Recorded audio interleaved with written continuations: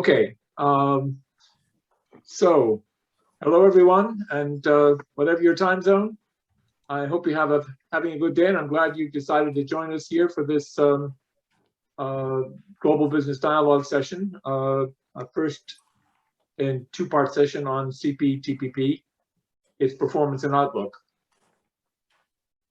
I'd like to make three quick points before we turn to the discussion you've all signed up to hear.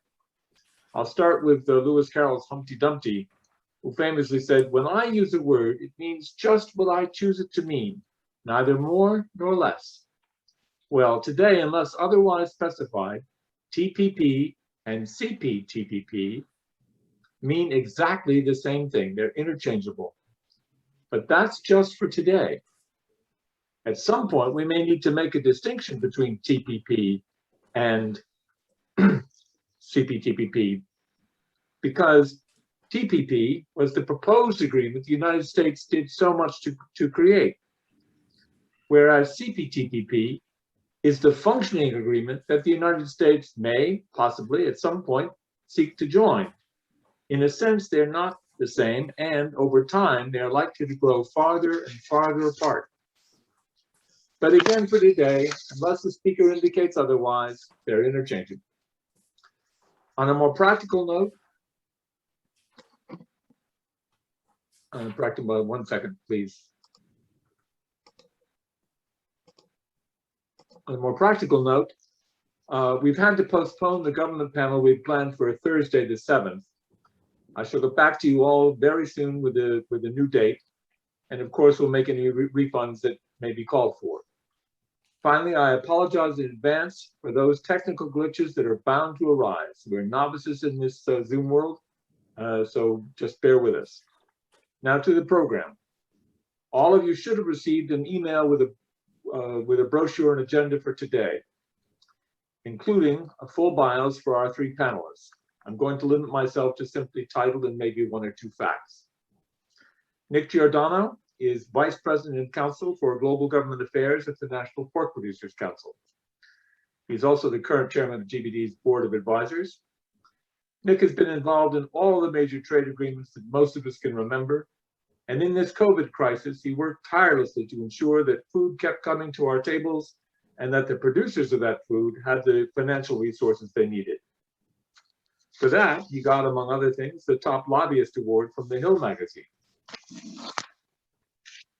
Sarah Thorne, who is a senior director for global government affairs at Walmart, is also a winner of the Hill's top lobbyist award. She's a former chairman of GBD's Board of Advisors. Earlier in her career, Sarah led the Walmart team that developed Walmart's Global Women's Economic Empowerment Initiative. Her major focus today is trade and supply chain. Charles Freeman is a senior vice president for Asia at the U.S. Chamber of Commerce. From many different perspectives, including that of China negotiator at USTR, Hill staffer, lawyer, and business executive, Charles has worked on the trade and economic issues of the Asia-Pacific region for a long time and knows it well. As you have seen from the agenda, I'm going to put some questions to the panel. After that, we'll turn to the questions you and the audience have, assuming we can work the system. So to begin, my first question to each of you, and we'll start with Nick and then go to Sarah, in other words, from exporter to importer and all, and then to sort of overall expert. My first question, each of you, I believe, represents an organization that strongly supported the idea of the Trans-Pacific Partnership and worked hard to bring it TPP to fruition. So my first questions are, is that correct? And if it is, what benefits did you see in TPP? In other words, why were you supporting it? Is Nick there? I sure am, Judge. Okay. So you want to give me an answer to yours? Why did you support TPP? We didn't just support it. We were rabid supporters of TPP, Judge. And that's very simple because the United States is the largest pork exporting nation in the world. We're extremely competitive. And when market barriers come down, markets that are fully closed become open or partially open, or markets that are partially open become fully open. we win. And this is why we've been engaged in so many trade negotiations and moving trade agreements through the Congress over the years.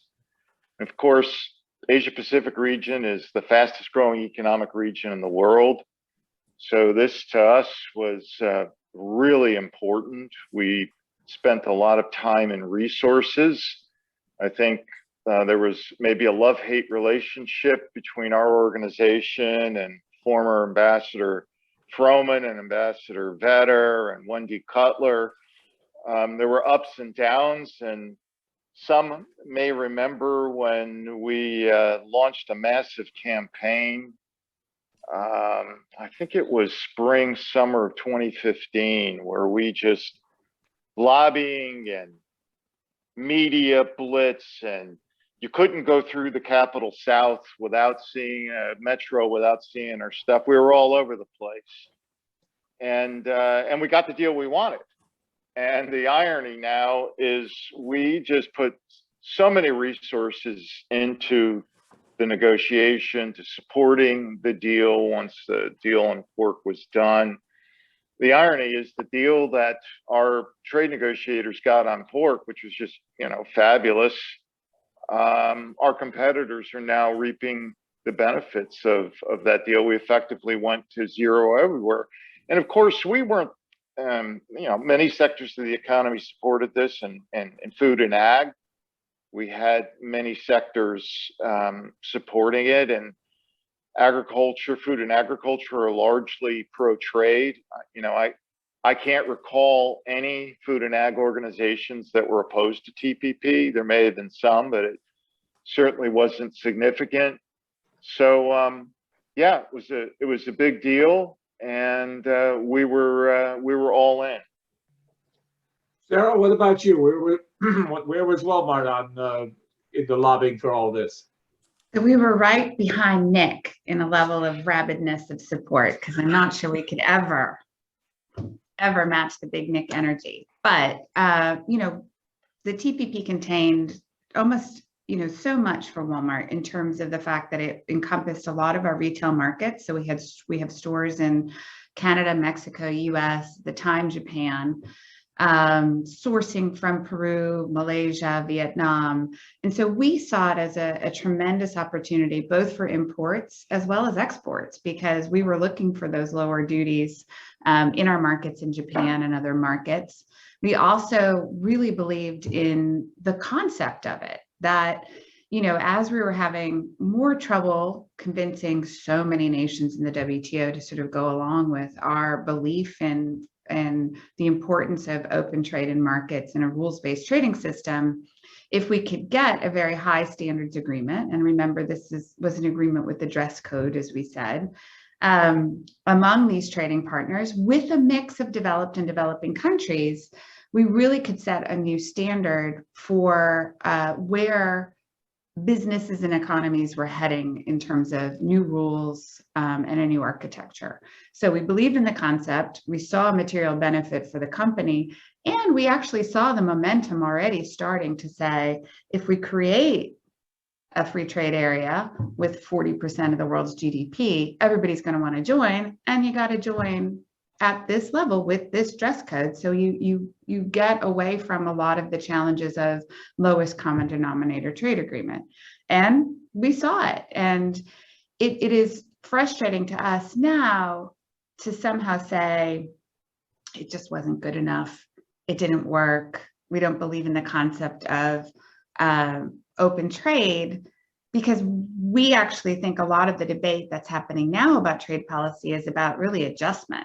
How do you help the people who may not be able to compete as well in an open trading environment? So it's really adjustment assistance more than what's the architecture of the deal. So how do you make sure that as a competitive economy, we help all people benefit? And for us, that's about, how do you have the right education? How do you have the right roads and bridges and infrastructure? And how do you make sure you can compete globally in the system? So I think we've kind of missed the point about what was right or wrong with TPP. I don't think it was the agreement. I think the agreement was very progressive and had a lot to like in it. But really what we should be talking about is how do we make sure that everybody benefits? Oh, thanks, Sarah. And Charles, and what about the chamber? What was your view going into as TPP was being developed? Well, obviously we were and continue to be big supporters and kind of keep burning the candle that there's at least some path to a return. TPP was not a perfect agreement by any stretch of the imagination. There were a variety of sectors and some in our membership that were not happy where the final terms of the deal came out. But by and large, as Sarah has said, I mean, the dress code was pretty good, and honestly, the in terms of new disciplines on digital or state-owned enterprises or rules of origin, business is a very dynamic thing, and you can't have static trade rules. And we were getting a little behind in terms of the way the rules applied to the way trade was actually being conducted. So, the TPP was a really positive move forward. I also agree, just as an aside with Sarah, I guess not surprisingly, that, trade agreements don't occupy a vacuum in terms of policy.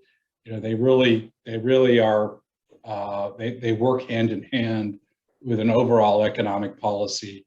And, to have so much of the harm associated with the economic dynamism in this country associated with TPP or any trade agreement is really a shame, and just a genuine absence of either imagination or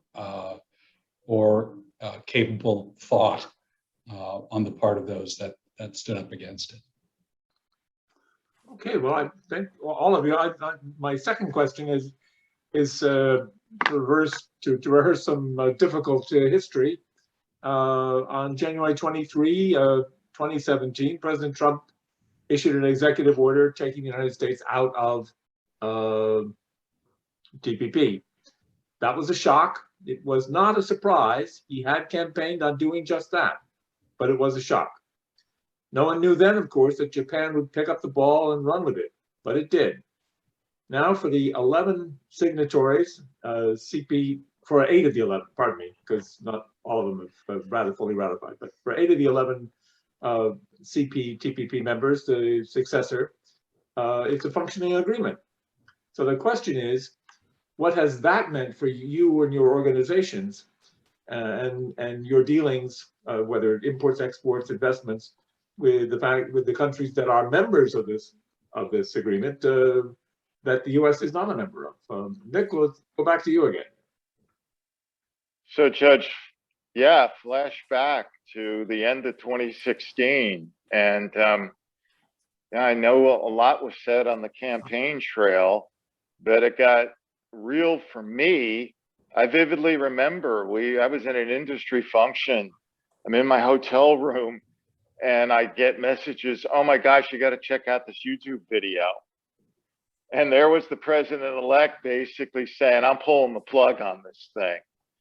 And boy, that was, our trade is so important, and exports are so important to our sector, to the pork industry.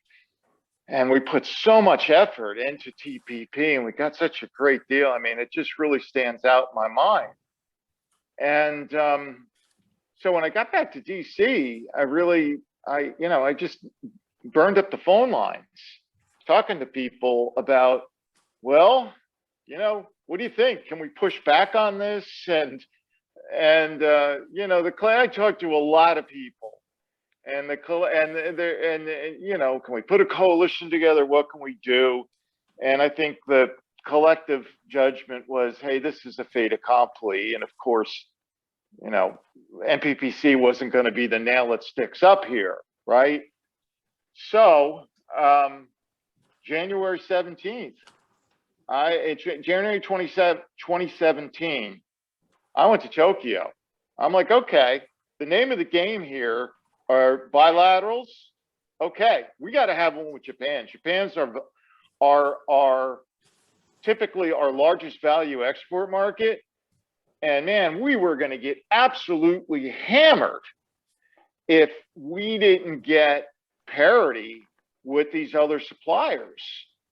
So, you know, early on, and I mean, immediately after the US pulled out, we were over talking with the Japanese and laying the groundwork for what became the Phase 1 Japan deal. And I know a lot of sectors of the economy, you know, didn't like it. I mean, I get that. I wouldn't want to have pork or ag left behind out of any agreement, but you got to understand, for not just the pork industry, but for the U.S. beef industry and so many in U.S. agriculture. I mean, exports to Japan were so important. So the sting, I think, isn't probably quite as bad for us as some, but, you know, because getting the deal with Japan we were losing sales already in Japan. I mean, it was a nightmare. So that was a huge relief. But I'll tell you, Vietnam, man, I'm sure many of our viewers have been to Asia, maybe to Vietnam. They eat a lot of pork over there. And we were really competitive, but we can't be at, you know, we can't have one hand tied behind our back. And that's our situation now, selling into Vietnam. And by the way, this great deal that the US negotiated in TPP, you know, effectively the EU got the same deal in a lot of places, in Vietnam, for example. So we're at a tariff disadvantage, you know, not just to the CPTPP countries, but to the European Union. And you know, we're definitely, that has an impact on our ability to sell. And Malaysia, yeah, you know, culturally, the majority of people there don't consume pork, but there's like 10 million people in Malaysia that consume pork. And folks may not know this. I said that the US is the #1 exporter of pork in the world. Pork is the #1 meat consumed in the world. So, you know, not in the United States, but in the world, pork is #1. And, you know, we're competitive, but again, fighting with one hand tied behind your back is tough. It makes you a lot less competitive. Hey, Sarah, you're up on this one. Yeah, so for us, obviously, the TPP never went into place. And so we didn't put all the systems and processes in place to actually, I think if TPP had gone into effect and then we've been pulled out, you would have heard a lot more hue and cry from the business community, because you start to set up systems and your merchants become adjusted and you see what you've lost. And so it was always for us, you know, the trade policy people, we saw it. Like, there's so much that we're losing here, but it hadn't actually gone into effect. So we can see, obviously, the trade diversion. We can see the fact that we're paying more for certain products and our customers are paying more. I think for us, the big loss, though, was this, essentially the rules, to make sure we had consistent rules around the region for things like data and IP protections and all the things that a multinational business would like to have in terms of a rules-based trading system. And then I would say, as I felt the loss of it as we went into COVID, because as countries started to go up and down and close businesses and essential workers, et cetera, we kind of missed that nexus of one-stop shopping, of talking to countries and saying, what are you all doing? Here are the rules, here are the essential products and services. You know, we've missed that unifying, closer relationship with these economies that really could have helped us as we went through the pandemic, instead of going, you know, to Malaysia, to Vietnam, to Peru, to all of these different countries every time we had a supply chain disruption. So I think we're really missing that energy and that continuity that we would have had we been in a trade agreement together. And in some ways, that's part of it, is about forging a common common viewpoint. I think, thank goodness we still have APEC in some ways to actually have conversations about, you know, how we have a closer integration, but this was actually going to do it. You know, this was going to be the first step towards sort of the Bogart goals, towards really getting that free trade agreement of the Asia Pacific. And it's hard for me to see now how we have kind of a pivot to the Indo-Pacific. Everybody keeps talking about the importance of the Indo-Pacific without a really unifying economic agenda. And I think that's why you see a lot of our trading partners saying, well, how do you pivot to the Indo-Pacific in a geopolitical way without having this real unifying economic core, which, I mean, you can call it something, we can add another acronym to it, but I'm not sure if you renegotiate it, you would do a lot differently. You might bring in some of the USMCA stuff, but the core is still going to be there. And again, I go back to my other point, which is, so what do you do about it? If you believe, as I do, that you know, lower tariffs and better regulation and more certainty leads to business growth, how do you make sure everybody benefits? Thanks, Sarah. Charles? Yeah, I just a couple of quick points. I mean, I think the first thing that we lost is credibility with our trading partners in particular. You know, if I'm a government anywhere in the United States talks about an FTA, you know, whenever we come back to the game, you know, I'm concerned that not only will the deal, once it's finished, not pass the U.S. Congress, but that, you know, the political winds might change in a matter of months, and you know, the U.S. executive branch might cancel something. So it makes life for future negotiations that much more difficult. And for those of us, you know, with respect to Nick, I mean, we were big supporters of the Japan Phase 1 deal, but only because we didn't really have a choice. You know, the reality is that comprehensive trade agreements are much more likely to force the kind of concessions and market access openings that you know, all of us really want, and that selective or kind of early harvest agreements don't do that much for you know, genuine economic reform and progress. So, you know, we've lost something there for sure. Thank you all. You know, but just a couple more. My impression is that some of the disadvantages associated with America's exclusion from CPTPP were mitigated, and Nick particularly has mentioned, all of you have things like the Japan Phase 1 agreement.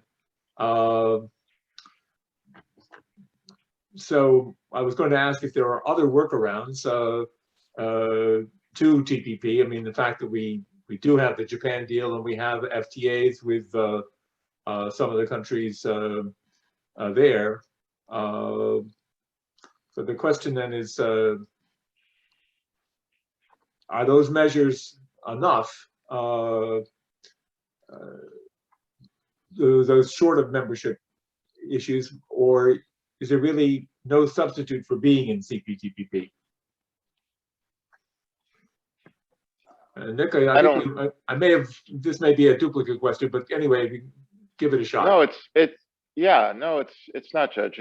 It's a good question. I think short term, the reality is that we have no choice but to figure out what the best possible workaround is, right? We know that the president, the administration has made it clear that we're not going to commence negotiations to go back in anytime soon. You know, as far as National Pork Producers Council's concerned, it can't be soon enough.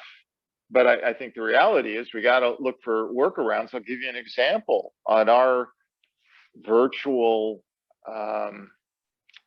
legislative, fly-in, our where we have our stakeholders meet with members, our trade focus was on Vietnam.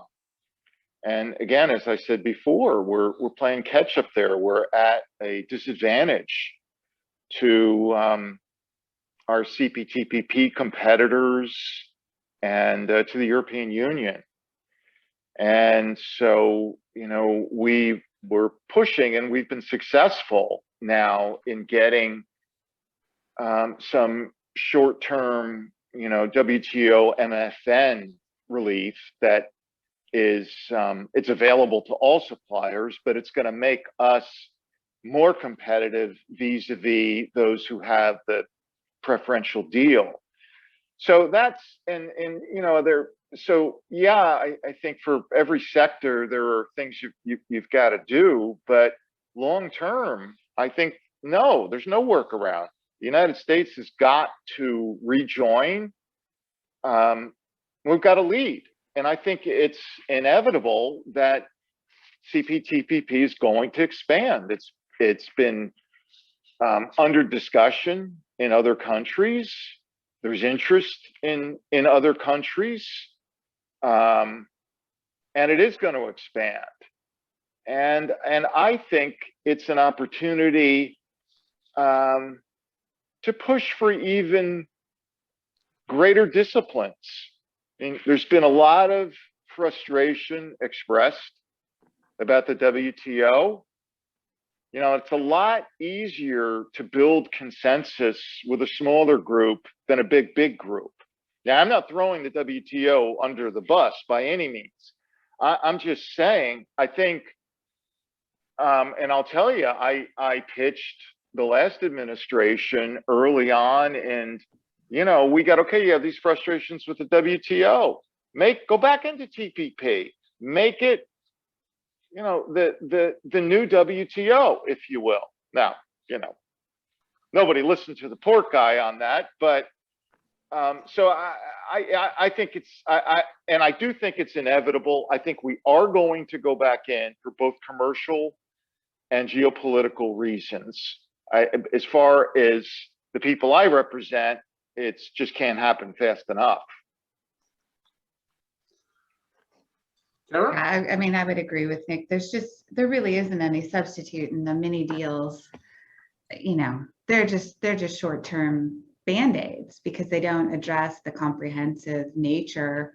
They don't do rules, they don't do services, and we're a service industry. So it's frustrating to see that, you know, that was sort of the goal. It was very market access driven, very goods driven. And I think if you look at and I understand 100% why Nick would want that, and don't begrudge, but it's just not, it's a piece of the apple and not the whole apple. And, you know, and in terms of, you know, coming back into TPP, I think, you know, obviously we're having this moment where trade was the boogeyman for some reason, but then we passed overwhelmingly the USMCA.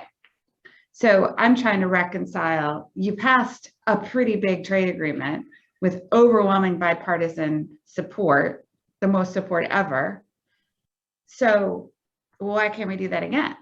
You know, what is it? What was so special about USMCA that we were able to pass that with overwhelming bipartisan support when actually the business committee was like, we could have done with the NAFTA. You know, it wasn't us leading the charge as much as it was a political moment. Obviously, we wanted to keep USMCA and supported it, but we were okay with the NAFTA too. So that's where I sort of question, at some point, what is the secret sauce to get this passed? Is it adding the rapid response labor mechanism? Is it dealing with some of these IP issues? Was it those 4 critical issues that all of a sudden made it overwhelmingly supportive of a trade agreement? I think we could work and talk about all of those issues, and we'd be happy to.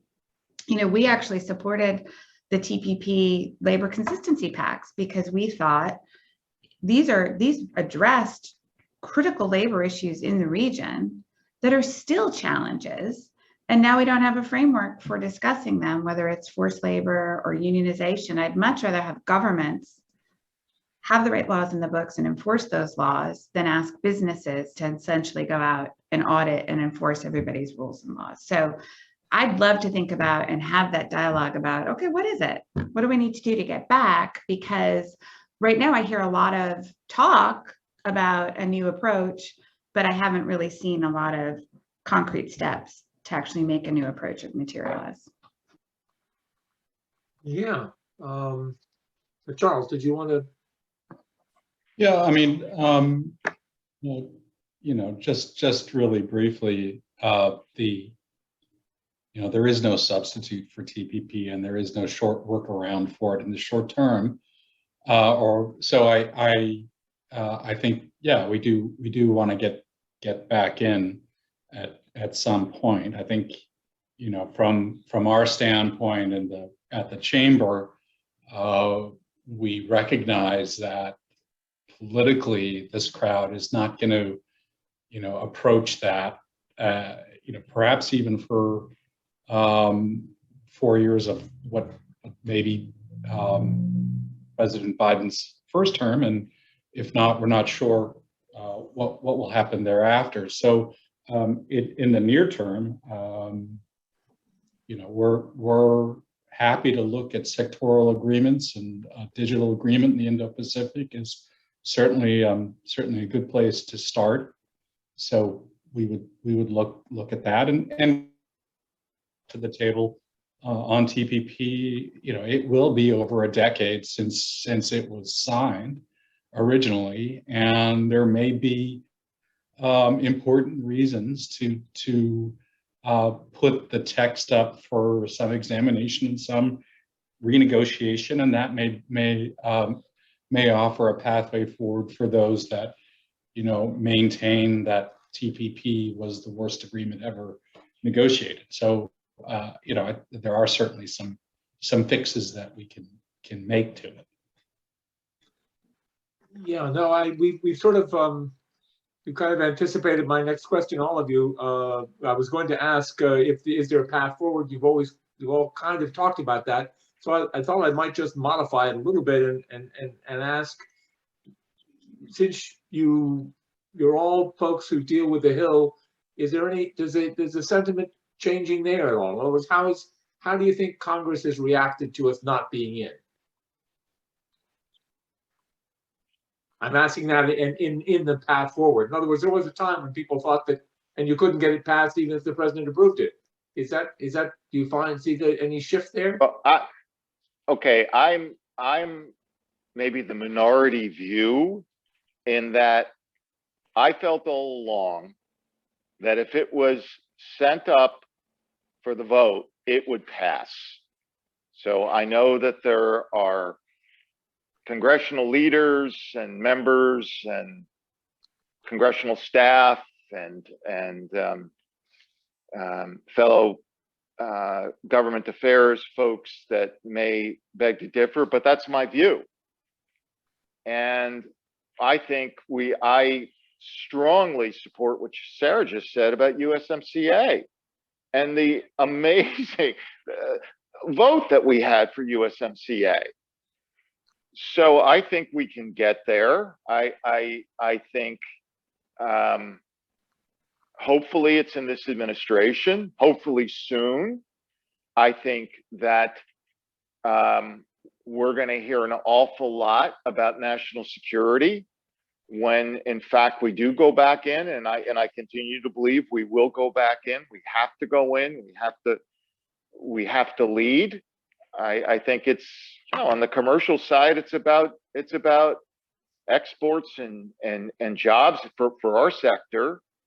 But I think there's a very important security component that's a lot more compelling now than it was back in 2015 and 2016.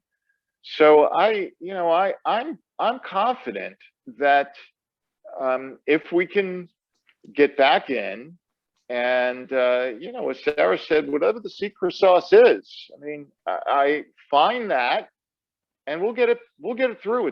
I just believe it's too important. The United States has got to be engaged in Asia. And now I'm taking off my pork hat, but I just think it's very important. And I think that there will be strong bipartisan support for the right agreement.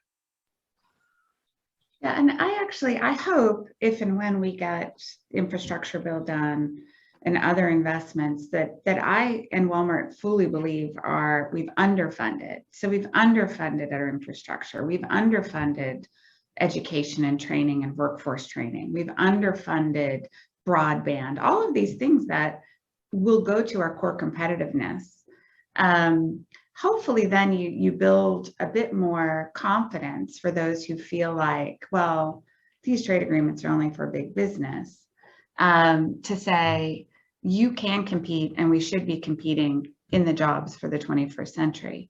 And that then, we have this sort of platform where we can say we have a competitive workforce, we have very strong infrastructure, we have good opportunities for manufacturing. Let's make sure we have opportunities to sell those products overseas. And if we're being boxed out of these growing economies, that's a problem for us. And that's the debate we've had in the past. I do believe it's important, though, to have those kinds of investments. But I also believe we can walk and chew gum. I don't think it's an either or.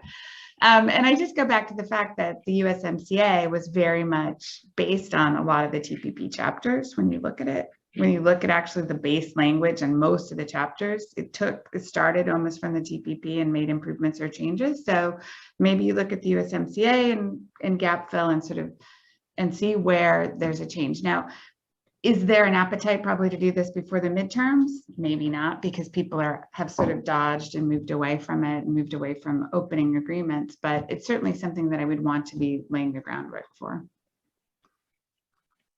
Charles, did you want to add something on that one? Sure, but I'm stuck on Nick taking off his pork hat. I want a pork hat, whatever that is. But I got a lot of them, Charles. I couldn't agree more with Nick and Sarah that it's super important. I don't know how, if you are in the White House or in state or anywhere in the administration and talking about Indo-Pacific strategy and so much of even domestic legislative and administrative actions is animated by this spirit of competition with our Pacific rival, to the extent that we're trying to make a credible case that we are a legitimate counterweight in the region to China. Not having an economic leg that has genuine credibility to your stool just makes it a two-legged stool and pretty much near impossible, because you talk to any government in the region and they hear us on our security commitments, but without that economic piece, that our status as an Indo-Pacific power is significantly undermined. Yeah. I only just have one more question, and then we'll turn to the audience, assuming I can manage the technology. But in any case, what I did want to ask was this. There are, of course, many, many more strands to the CPTPP story than the ones that we just mentioned. Starting, for example, the implications of the pending memberships. We've got now formal applications from the UK, China, and Taiwan. My last question then is, what is most important to you and why? That is, if you could get America, its public and its politicians, to focus on one or two aspects of CPTPP, what would they be? Nick? The fastest growing economic region in the world, and it's going to expand. It's there. It's in force. It's going to expand. Are we going to lead, or are we going to cede leadership to others? Are we going to drive the bus, or are we going to watch the bus drive by? We've got to be engaged, right? Do we want more exports or less exports? We want more jobs or less jobs, right? We've got to be engaged. Sarah? Yeah, I agree with Nick. I mean, you know, I think about this time of incredible economic prosperity from the end of the World War II until recently. And a lot of that owes to the fact that we're building strong institutions to help us have more ordered and regularized international commerce. And that's, for a business, the best thing we can have is certainty.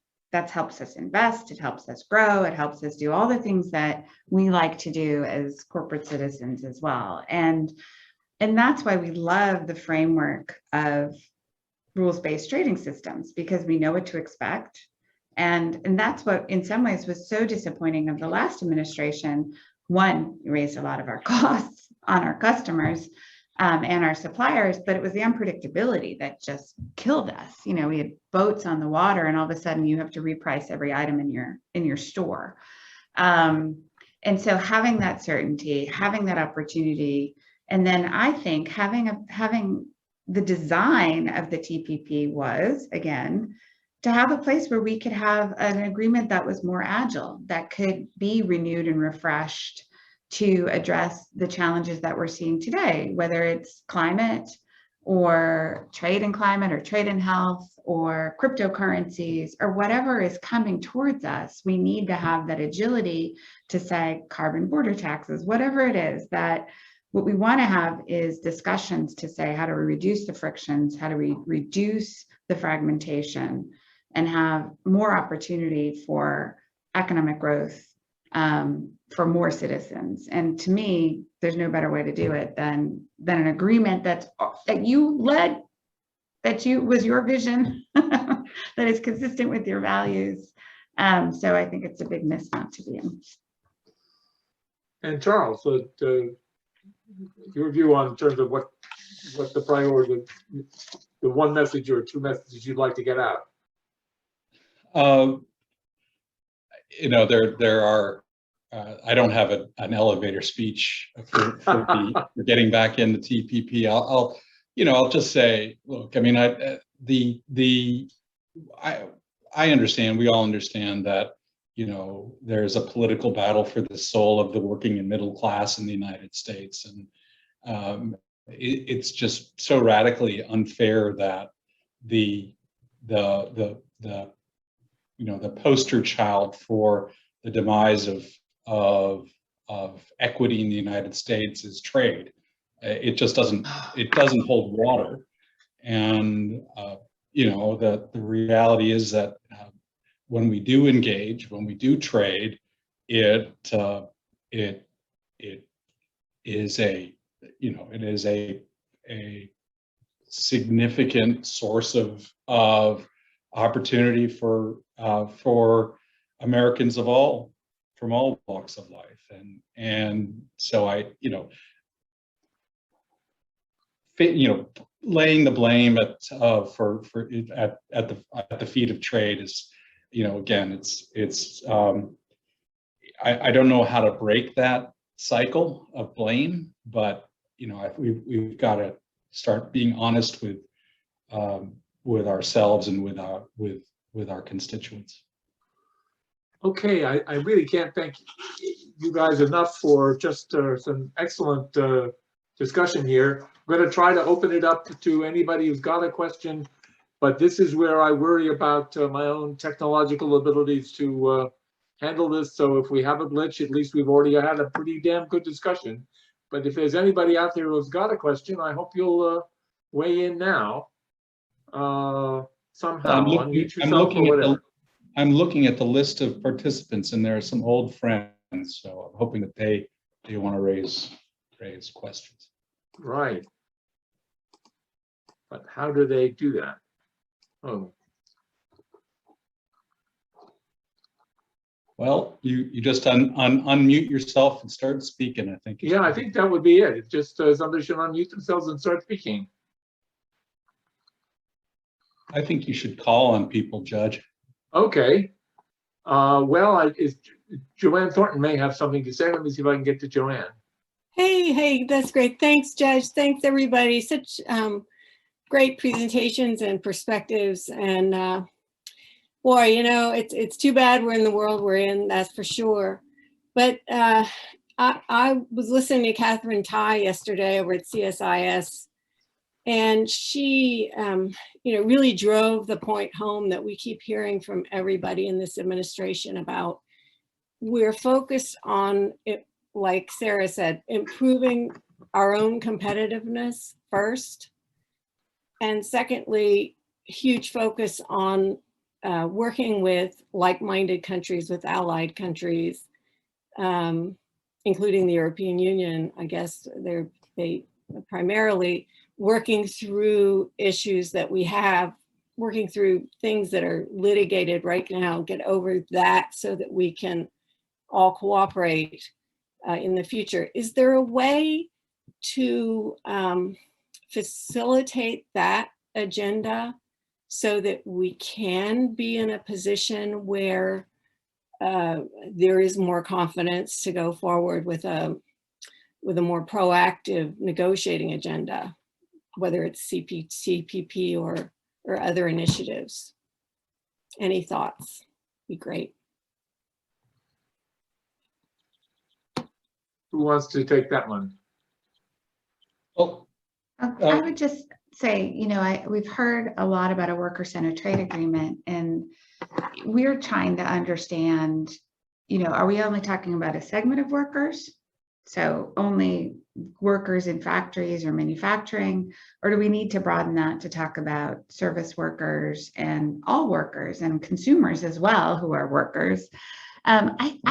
I don't, like I said, I don't disagree that we need to reinvest and that we need to be thinking about what are the right ways to maintain competitiveness. Because, you know, if you look at other countries around the world that are fully engaged, have low trade barriers, Singapore, et cetera, they also have support systems for their societies to make sure we don't have these radical inequalities. So there is something there, and it needs to be explored. I just think we can do both. I don't think we have to do one at the exclusion of the other. And I sort of don't like pitting trade agreements against somehow, you know, against workers, you know, and that narrative that somehow it's the trade agreements that have created the situations that we see, when it's actually how we respond and what we do in terms of how we help people adjust, in my opinion. I'm going to see if I mean, Judge, I'll just say, while we're waiting, if there are other questions, you know, U.S. domestic competitiveness is the really important thing to get right, and so, you know, at least, you know, the bipartisan infrastructure bill is a critical piece of that puzzle in our view, and you know, that trade agreements enhance domestic competitiveness, and so, you know, I think, as Sarah said, we can walk and chew gum at the same time. And we don't have to be so iterative that, you know, we're dealing with COVID first, and then we're going to deal with this, and finally we're going to get to foreign trade and trade policy. That just doesn't make a whole lot of sense to me. okay. I was trying to see if Inside U.S. Trade wanted to ask a question. I want to hear from Ellen Terpstra, who I haven't seen in. Yeah. Well, Ellen, can you unmute yourself? Hi. Yeah, there she is. Let me find myself in here. Sorry. Good to hear everybody's discussion and sort of catch up on where things are. I think I zoned out a lot of the last couple of years in terms of trade policy. So it's good to hear everybody's comments on how you got the updated NAFTA through and all of that. It just strikes me that if you take a long look back, we should have been paying more attention to trade adjustment assistance, to things that would help workers. And I'm at this point pretty ignorant in terms of what's being considered, but you would think you would need a strong component there in order to get some support for some renewed agreements going through at this point. So I'm just wondering, how do you guys see that discussion going ahead? Yeah, and we've traditionally supported trade adjustment assistance. I think from our perspective, though, it's almost too late if you're applying assistance and adjustment assistance after you lose your job. And what we want to get to is pre-competitive, to a place where you have more agility and workers have more opportunities and feel that they have the skills that they need before to compete, as opposed to waiting. Because I think what we've seen is it just, the trade adjustment assistant hasn't always fulfilled the objectives, because it's asking you in some ways, okay, I've lost my job, I'm going to retrain. I've got to forecast and think about what the job might be in the future in a localized area. So I'll train lots of, I don't know, dishwasher repairmen. It doesn't seem to align as well with the needs of the future when we're thinking about technological jobs that of the future that are going to be much more highly automated and require different types of skills. So, you know, we'd like to think about how are we making sure, and we're doing quite a bit of this at Walmart, how are we working to retrain our workers today? How are we providing opportunities for advanced education today so that we have the workforce for the future now? Okay, I think we'll go to, Let me just chime in real quick, Judge, on Sure, that. sure. Because, A, I want to say hi to Ellen. But B, you know, I think that for, you know, and this is a personal comment, it's always troubled me that we call it trade adjustment assistance when, you know, people don't lose their jobs, industries don't fail simply because of trade. In fact, most often it's the rough and tumble of a dynamic, you know, market-oriented economy. You know, folks in the textile mills in New England in the previous century didn't lose their textile jobs to Sri Lanka. They lost them to the Carolinas, and there wasn't any economic adjustment assistance in that case. You know, if you do want to make sure that you train workers, as Sarah said, for the jobs of the future, you know, you might want to give incentives to upcoming industries to actually train workers over and above what they're doing for their own short-term needs. And so there's lots that we can do, but again, laying it all at the feet of trade, you know, is trying to, you know, is like trying to is the cart pulling the horse. Yeah, Judge, if I could just chime in on that, Charles makes a really good point. So if you look at if you look at agriculture, 40% of the workforce in 1900 in the United States was engaged in agriculture. 100 years later, the year 2000, 1.9%, right? We didn't lose those jobs because of trade. Largely, those jobs were lost because of productivity gains. And I think, you know, while, as my colleagues on the panel have pointed out, trade often, unfortunately, is getting the black eye here, really, there are reasons outside of trade for like productivity gains. And there's been a lot of studies done on this the past 10 years or so. It's not all due to trade. Now, that's not to say we shouldn't have programs like trade adjustment assistance. We probably should. I just think we need more of a discussion as to how we remain competitive as a nation. What are the tools we need? And I don't think withdrawing from trading and from negotiating trade agreements that make us, you know, by not negotiating and entering into these things, we become less competitive as a nation. I don't think that's in our best interest. I'm gonna see if I can go to Garrett Downs of Inside US Trade now, if we can get him. Hi there, can you all hear me? Yes, Great. Sorry about that, I had stepped away for a moment. Yeah, so if you guys will, I'd like to probe a little bit about the prospect of China joining CPTPP now that they've officially requested that, to be considered. I'm just wondering a little bit more,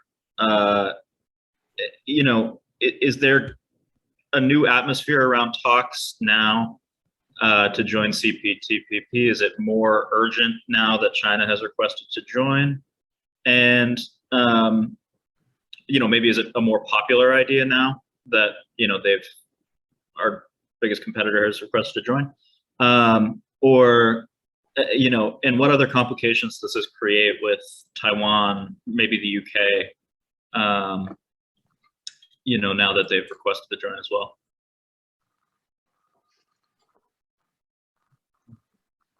who's the brave soul is gonna jump in here? Charles? Okay. Yeah, no, I mean, Garrett, I mean, you say, talks to rejoin TPP. There are none as far as I know. I think there was certainly, some eyebrows raised when China asked to join CPTPP.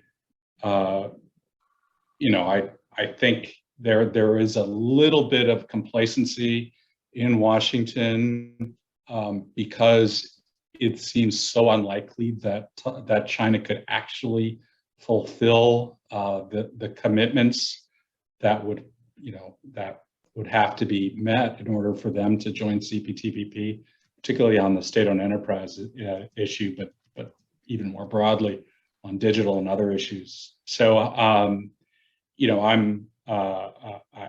I don't want to be complacent. I do think that, if China formally gets into the negotiating process to join CPTPP, it makes our path forward that much more difficult. Taiwan, I think, has a much less difficult time meeting the terms of CPTPP, but let's be honest, for those of us that have worked in the salt mines over pork to Taiwan, the domestic politics in Taiwan are not to be underestimated, I'll say that. Okay. Anybody else want to? I guess not. Thank you. Thank you, Garrett. John Magnus, I think, was going to ask a question as well. If I can get him to. Can you hear me? Yeah, there you go. Hey, great. Good to see you. Guys, this has been a great panel. I've really enjoyed it. My question has to do, it picks up on this idea of walking and chewing gum at the same time. There is a path in front of us that we could continue to follow with Japan if we wanted, right? There's a phase 1 agreement and it could be followed by a phase 2 agreement. If it isn't, then the phase 1 agreement eventually is going to be a problem under WTO rules since it's incomplete. It's not a full free trade area. And I would assume that same strategy, phase 1, phase 2, could be followed with Vietnam as well, and thereby sort of get us a good, healthy chunk of what we would get by joining TPP, possibly minus the most difficult complications of joining CPTPP. So I just wonder whether any of you believe it makes sense to be hedging our bets and pursuing those bilateral conversations against the possibility that the CPTPP thing might be too hard politically or technically or whatever.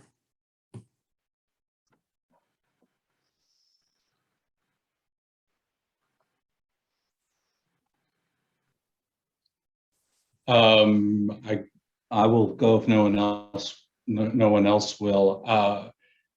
Sure, I mean, any liberalization is better than nothing.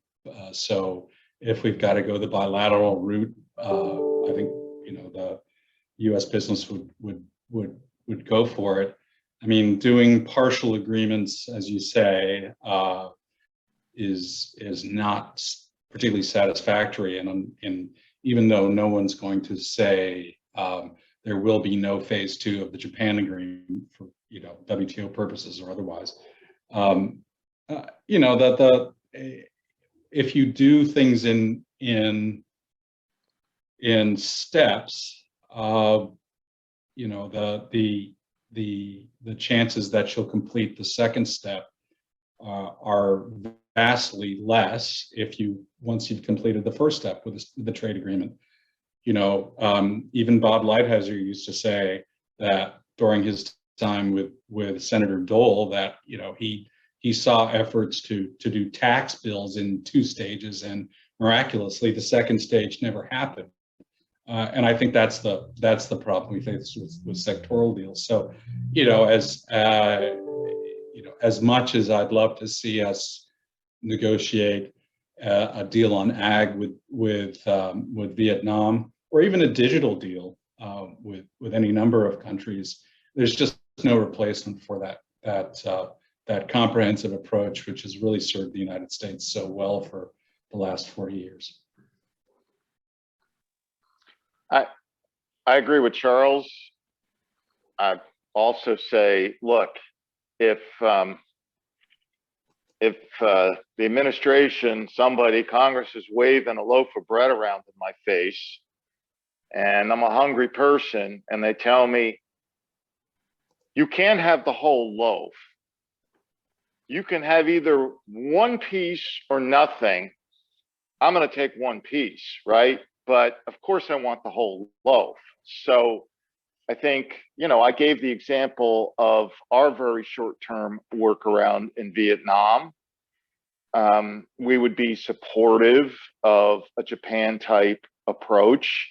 It's obviously more politically expedient if U.S. laws aren't changed, or you otherwise don't have to have a congressional vote. But I'm identify with the comments you made at the outset, Charles, about comprehensive agreements. This thing's a double-edged sword. There's lots of countries that do not want to negotiate with the United States on agriculture, right? We don't want to be left behind. So, as important as that phase 1 deal is in Japan, and obviously we would support that sort of approach with Vietnam, we're for comprehensive deals, and we want the whole enchilada. Okay. I don't see any other questioners. We are a little bit over the time, not much, but a little. So maybe we'll wrap it up here. We're going to have a phase, not a phase 2, but a part 2. It just won't be on the 7th because we need to do a little rejigging on the diplomatic program.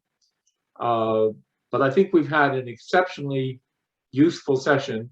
I'm very grateful to Charles, to Sarah, and to Nick for doing this. Nick, your driving the bus or watching the bus drive by is probably one of the standout lines from this really good session. So I want to thank everybody for coming. We're going to get better as we go along at mastering the technology, because I'm sure that there are questions here that I'm just not getting to because I don't know how to reach them. Anyway, we'll move along, but we've had a good morning, afternoon in your case, and I thank you all very much, and look forward to seeing you all, I hope someday in person before too long. So goodbye and thank you.